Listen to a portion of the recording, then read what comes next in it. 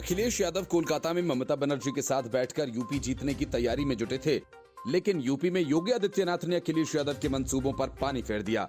BJP ने सहकारी समितियों में अध्यक्ष और उपाध्यक्ष पदों पर 95% से ज्यादा जीत कर समाजवादी पार्टी को लोकसभा चुनावों के पहले तगड़ा झटका दे दिया।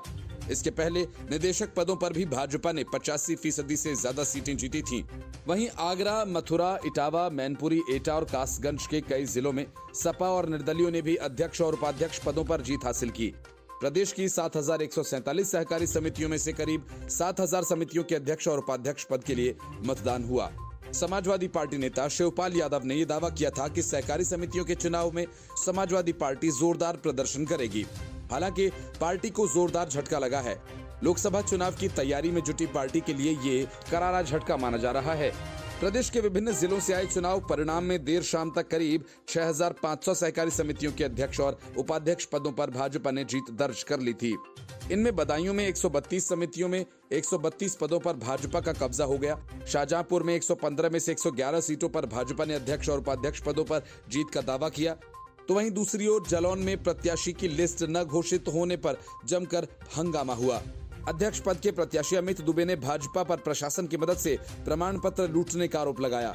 पीलीभीत में भी सहकारी समितियों के चुनाव में पूरनपुर में दुधिया खुर्द सहकारी समिति में एक युवक ने असलहा निकाल लिया और इस पर बाकी दावेदारों ने हंगामा किया। भाजपा के प्रदेश उपाध्यक्ष ब्रिज बहादुर ने बताया कि पार्टी ने पहले से तैयारी कर रखी थी। इस वजह से भाजपा ने सहकारी समितियों में भी 95% से अधिक सीटें जीत ली हैं। इससे पहले 7000 समितियों के निदेशक के 70,000 से ज्यादा पदों के चुनाव में 42,000 से ज्यादा भाजपा के प्रत्याशी जीते।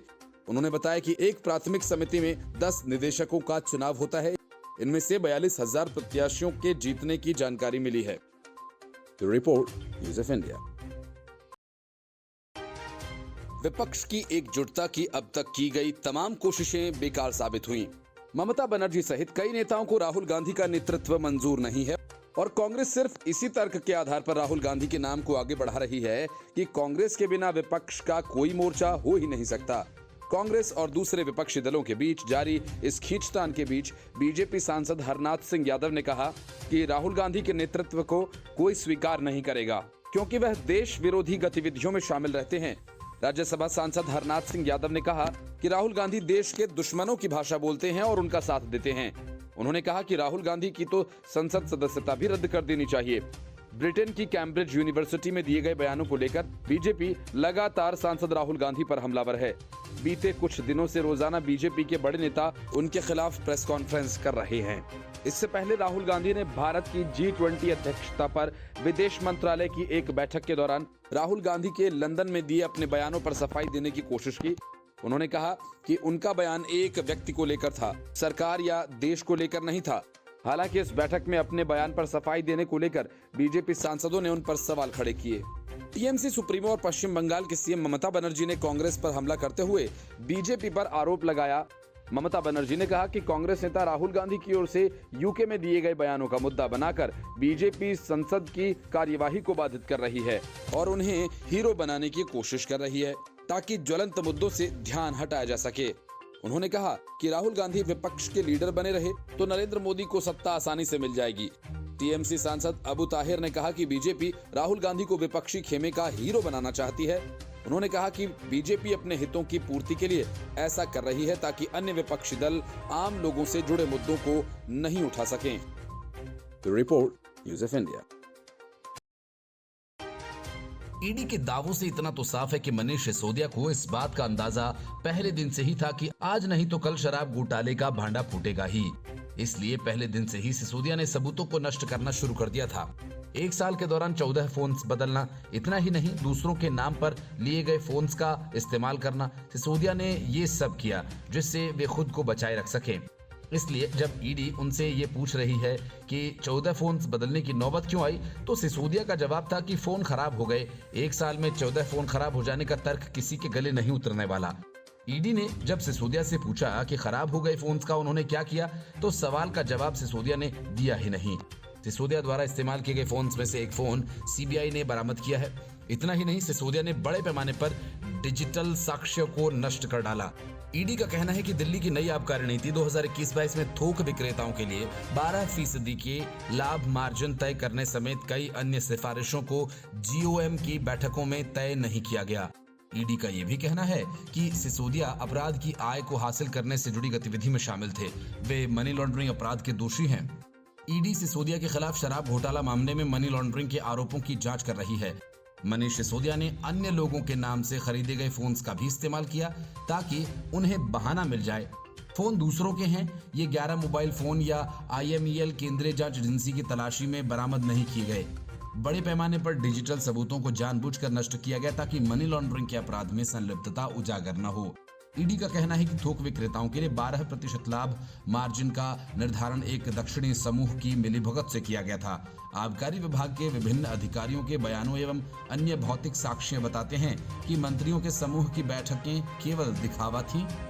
इन बैठकों में विषय पर कोई चर्चा नहीं की गई थी, साथ ही किसी तरह का निर्णय भी नहीं लिया गया था। ईडी का कहना है कि साउथ ग्रुप एक कथित शराब कार्टेल है जिसने न दिल्ली में शराब के कारोबार का बड़ा हिस्सा हासिल करने के लिए आम आदमी पार्टी के कथित तौर पर लगभग 100 करोड़ रुपए की रिश्वत दी। साउथ ग्रुप में सरथ रेड्डी और बिंदु फार्मा के प्रमोटर मगुंटा श्रीनिवासुलु रेड्डी, आंध्र प्रदेश में ओंगोल से YSR कांग्रेस सांसद उनके बेटे राघव मगुंटा और KCR की बेटी की कविता एवं अन्य शामिल हैं।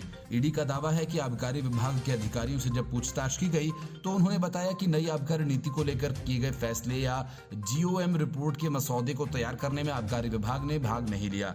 एजेंसी ने अधिकारियों से सिसोदिया की हिरासत के दौरान पूछताछ की थी। यही नहीं, इनका सामना भी कराया था। Report news of India. London में दिए गए बयान पर चौतरफा घिरे राहुल गांधी अब तक इससे बचकर निकलने का सेफ रास्ता तलाश रहे हैं। इस रास्ते की तलाश में वे लोकसभा अध्यक्ष ओम बिड़ला से मिलने भी गए, लेकिन ओम बिड़ला की तरफ से राहुल गांधी को कोई राहत नहीं मिली। राहुल गांधी के लंदन में दिए गए बयान को लेकर संसद की कार्यवाही लगातार बाधित हो रही है। बीजेपी समेत NDA समर्थित पार्टियों ने विपक्ष के खिलाफ मोर्चा खोल दिया है। लगातार दूसरे सप्ताह भी संसद में इस पूरे मामले को लेकर हंगामा जारी है। बीजेपी ने इस मामले में राहुल गांधी से माफी मांगे जाने की मांग की। बीजेपी की मांग है कि लंदन में दिए गए बयान को लेकर राहुल गांधी बिना शर्त माफी मांगे। केंद्र के 4 मंत्रियों ने भी राहुल गांधी पर निशाना साधा। राहुल गांधी लोकसभा में अपने दिए गए बयानों पर अपना पक्ष रखना चाहते थे। उन्हें उम्मीद थी कि स्पीकर ओम बिड़ला उनकी सहायता करेंगे। सूत्रों का कहना है कि राहुल गांधी की मांग को लेकर स्पीकर ने साफ कर दिया कि संसद में तय नियमों के मुताबिक ही किसी भी सांसद को बोलने का अधिकार है। विदेशी धरती पर देश के लोकतंत्र और मोदी सरकार पर दिए गए बयानों को लेकर सरकार और बीजेपी ज्यादा गंभीर दिख रही है। बीजेपी सांसदों ने ओम बिड़ला से लेकर इस मामले में विशेष समिति बनाए जाने की मांग की थी। उधर कांग्रेस पार्टी ने साफ कर दिया कि इस मामले को लेकर राहुल गांधी माफी नहीं मांगेंगे। पार्टी के राष्ट्रीय अध्यक्ष मल्लिकार्जुन खड़गे ने कहा कि राहुल माफी नहीं मांगेंगे। वहीं शशि थरूर ने भी साफ कह दिया कि राहुल गांधी ने ऐसा कुछ नहीं कहा जिसे लेकर उन्हें माफी मांगने की जरूरत पड़े। थरूर ने कहा कि प्रधानमंत्री नरेंद्र मोदी ने कई बार विदेशी धरती से भारत का अपमान किया है, ऐसे में उन्हें इसके लिए माफी मांगनी चाहिए। Report news of India. Delhi के उपराज्यपाल VK सक्सेना ने जैसे ही आबकारी नीति मामले की जांच की सिफारिश की, वैसे ही मनीष सिसोदिया ने अपना फोन बदल लिया। असल में CBI मामले में गिरफ्तार मनीष सिसोदिया की न्यायिक हिरासत खत्म होने के बाद उन्हें अदालत में पेश किया गया। वीडियो कॉन्फ्रेंसिंग के सहारे मामले की सुनवाई करते हुए अदालत ने मनीष सिसोदिया की न्यायिक हिरासत 14 दिनों तक के लिए बढ़ा दी है। अब मनीष सिसोदिया 3 अप्रैल तक हिरासत में रहेंगे। मनीष सिसोदिया फिलहाल ED की हिरासत में है। CBI ने अदालत से कहा कि जांच अभी भी जारी है और अहम मोड़ पर है। हालांकि अभी 22 मार्च तक वो ED की हिरासत में है। इस मामले में राउज एवेन्यू कोर्ट ने मनीष सिसोदिया की रिमांड 22 मार्च तक के लिए बढ़ा दी है। ED ने कोर्ट में कहा था कि उपराज्यपाल ने जब इस पूरे मामले की शिकायत की थी तो मनीष ने अपना फोन बदल लिया था, लेकिन एजेंसी ने उनके मोबाइल डेटा को फिर निकाल लिया है। अब एजेंसी उनके मोबाइल और ईमेल के निकाले गए डेटा का एनालिसिस कर रही है और अभी मनीष से सवाल पूछने हैं। मनीष सिसोदिया के वकील ने कोर्ट में कहा कि ED ने पूर्व उप मुख्यमंत्री के खिलाफ किसी क्राइम का जिक्र नहीं किया। एजेंसी को बताना चाहिए कि प्रोसीड ऑफ क्राइम क्या हुआ। उन्होंने ये भी कहा कि जब CBI मामले में पूछताछ कर रही है तो ED को पूछताछ करने की क्या जरूरत है। ईडी अब सीबीआई की प्रॉक्सी एजेंसी के रूप में काम कर रही है। इसके अलावा मनीष सिसोदिया ने कोर्ट को कहा कि पिछले 7 दिनों की कस्टडी में उनसे रोजाना सिर्फ आधे घंटे तक ही पूछताछ हुई। सिर्फ गुरुवार के दिन ही देर रात तक उनसे पूछताछ की गई। जांच एजेंसी ने मनीष सिसोदिया को 9 मार्च को दिल्ली शराब नीति केस में मनी लॉन्ड्रिंग मामले में तिहाड़ जेल से गिरफ्तार किया था। इसके बाद 10 मार्च को सिसोदिया को दिल्ली की राउज एवेन्यू कोर्ट में पेश किया गया। ईडी ने कोर्ट से सिसोदिया के 10 दिन की रिमांड की मांग की थी। कोर्ट ने पूर्व डिप्टी सीएम को 17 मार्च तक रिमांड पर भेज दिया था। इससे पहले 26 फरवरी को सीबीआई ने उन्हें दिल्ली शराब नीति केस में 8 घंटे की पूछताछ के बाद गिरफ्तार किया था।